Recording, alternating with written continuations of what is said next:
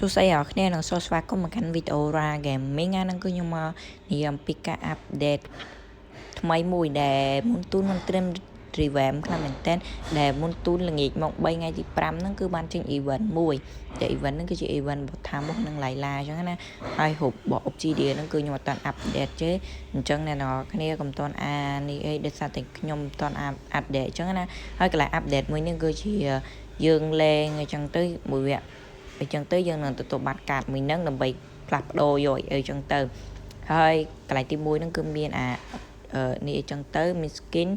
ហើយទី2មាន hero ហើយអញ្ចឹងទៅហើយខ្ញុំចូលមកមើលកន្លែង emoji មួយនេះ emoji មួយនេះគឺ emoji free បងប្អូនអាចចូលមើលខាងលើធ្វើ face យកអីចឹងណាញៀបងប្អូនធ្វើតែខាងលើចំនួន2វគ្គហ្នឹងទៅគឺទទួលបាន free ហើយគឺអត់ពេលបានទេ emoji មួយហ្នឹង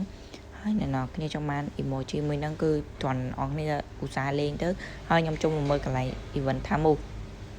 អ្នកនរគ្នាហើយកន្លែងនេះយើងអាច send ឲ្យគ្នាបានហើយកន្លែងនេះគឺទិញ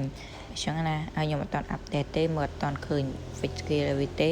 ហើយឥឡូវខ្ញុំធ្វើការចូលមើលកន្លែងនេះគឺយើង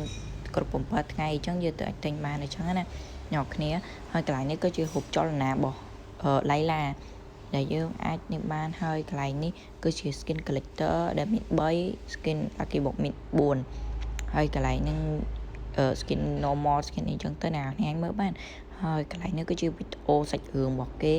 បាទឥឡូវហើយយើងត្រឡប់មកមើលកន្លែងនេះវិញគឺមានជាមួយនឹង skin normal skin special អីបច្ចុប្បន្នអីចឹងទៅអ្នកខ្លះមើលបានខ្ញុំមានមួយគីទៀតហើយចឹងទៅខ្ញុំធ្វើការចាប់មួយគីទៀតហ្នឹងដែលគីទៀតហ្នឹងខ្ញុំបានទិញនៅកន្លែងនោះបងប្អូននិយាយកន្លែងទៅលើគេបងប្អូនឥឡូវខ្ញុំធ្វើការចាប់មួយសិនថាវាទទួលបាន skin អីតួខ្ញុំត្រូវអត់បានទេបងប្អូនមកឥឡូវគាត់ event ចេញភ្លាមធ្វើការចាប់ភ្លាមឥឡូវបានខ្ញុំបានជាមួយនឹង skin busker នេះខ្ញុំស្មានដល់ lucky box មិនខំសប្បាយចិត្តបានដើម្បីកុំឲ្យសួយសាញ់សបិនយូរខ្ញុំធ្វើការទិញក្រោយទៅហើយនៅនេះទិញគឺខាតខ្លាំងមែនតើ89នឹងដូចតែយកប្រវត្តិតែមួយថ្ងៃគឺអត់តែត្រឹមតែមួយត្រល់អត់តែគេបញ្ចុះតម្លៃតែ50ពេជ្រទេតែខ្ញុំទិញខាតបាត់ហើយបងប្អូនអើយឥឡូវធ្វើការ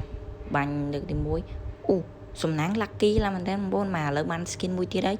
គឺជា skin របស់នេះនេះហើយយើងធ្វើការប្រវត្តិមួយត្រល់ទៀតទៅ